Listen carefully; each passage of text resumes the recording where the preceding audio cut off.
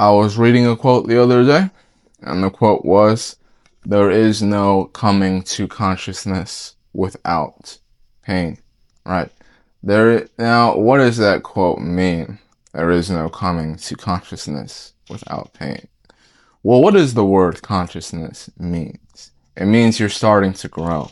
You're starting to become self-aware. You're starting to realize who you are. You're starting to become more aware of how the world and the universe works. You're starting to see things that you haven't seen before. You were asleep, and now you are awakened. You are now enlightened. You were lost, and now you are found. I think that is an accurate way of describing the feeling of consciousness. Now, what do we mean by when we say there is no coming to consciousness without pain?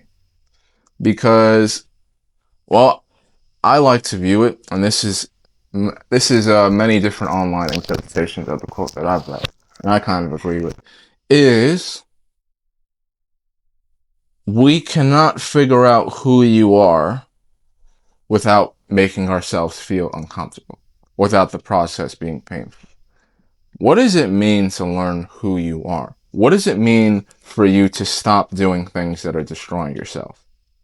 It means for you to look at the mirror, and it means for you to take a brutally honest view about yourself and ask yourself, who are you?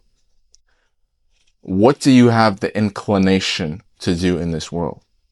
Are you someone who tries to generate unlimited amounts of money and are obsessive about money?